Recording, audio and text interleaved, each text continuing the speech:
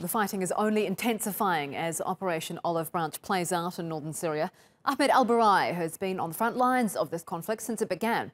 He sends us this exclusive report from Azaz, where thousands of Syrians forced from their homes in Afrin have fled to.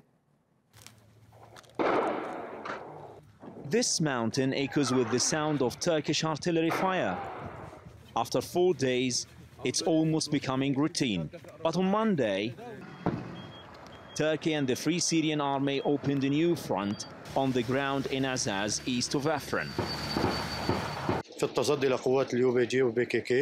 YPG and PKK occupied our lands. They attacked civilians by all kinds of heavy and light weapons. They even targeted camps and the tents of internally displaced people who live in this region.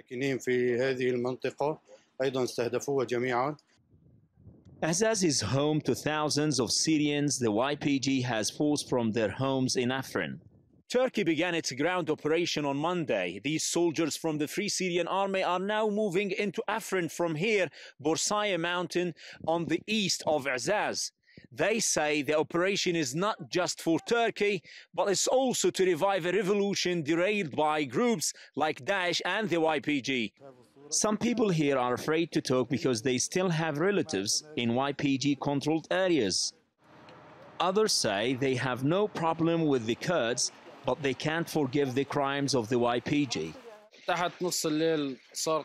Years ago, at midnight, they bombed our houses and took our villages under the threat of guns. They mutilated the bodies of the people they killed and put them on a truck and patrolled the streets of our village. Others say the only difference between the YPG and Daesh is the color of their flags. We hope this war doesn't last for long. It will take months. They will find nobody to support them, as they betrayed us. Their supporters will betray them, and they will drink the same glass of betrayal we had drunk. There is no end in sight for Operation Olive Branch, with Turkey promising to press on until it purges the YPG from its border. Well, Ahmed Al-Barai joins me now from Azaz in Syria. Ahmed, the UN is saying some 5,000 people from the Afrin district have been forced from their homes so far. What are you seeing on the ground where you are?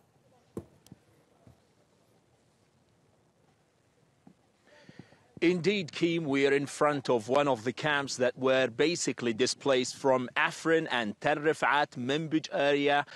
These are the areas that were basically controlled by the YPG.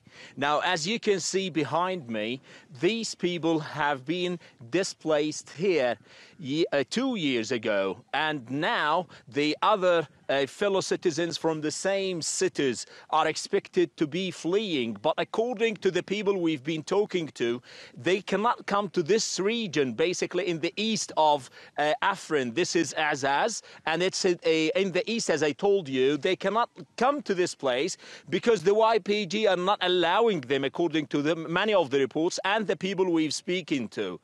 The other thing is the people are moving to the western side, to the suburbs of Aleppo, because they are allowing them to move there. According to the Turkish armed forces, they say that the YPG is not allowing them to use them as a human shields. These reports were not verified, but so far the UN is saying that at least 5,000 people have been escaping from these regions due to the intensifying of the fightings. Now, according to the ongoing developments on the ground, on my side, on my left side, is the Bursaya, a mountain that was recently retaken by the Free Syrian Army and the Turkish armed forces. We've been there yesterday on Tuesday, and we've seen the ongoing fighting as the Turkish army is moving along with the Free Syrian Army, gaining more land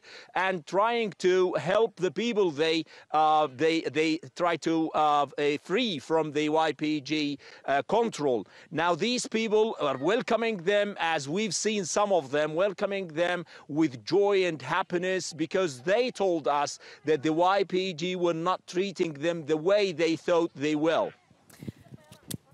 And Ahmed, in your report, like you say there, you know, people that you spoke to were saying they felt there was little difference between the YPG and Daesh. But surely even so, if these people are being forced to flee their homes to escape fighting, I mean, they can't all be really happy about having to leave and set up home for however long in a refugee camp.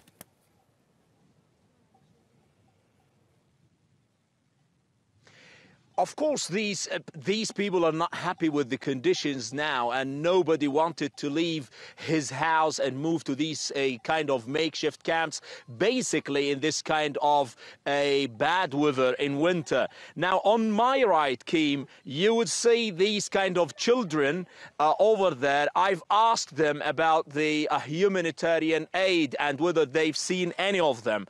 These children have been here for 2 years now from Tel Rifat, when the YPG forces took their city, and they said they distorted the bodies of some of their neighbors and relatives. They've seen this and they cannot forgive those crimes that the YPG committed. I asked them about the humanitarian aid because, you know, the UN is saying that they're preparing to offer aid to more than 50,000 refugees from these cities as the fighting is going to intensify.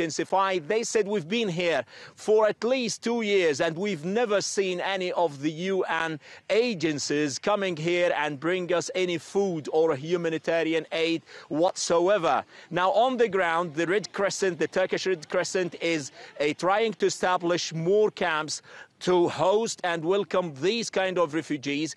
AFAD, the urgent and emergency authorities in Turkey, is also working on the ground. The UN is doing its best, but it's not enough because the number here is increasing. These people, at least in this small camp, you would have thousands of families with children who lack the basics of life: no electricity, no water, no sewage system, and nobody from the international humanitarian aid came here to visit them, as those young children just told me. As always, it is the civilians caught in the crossfire who bear the brunt. Thank you so much for that. That is TRT World's Ahmed Al-Barai, live from Azaz in Syria.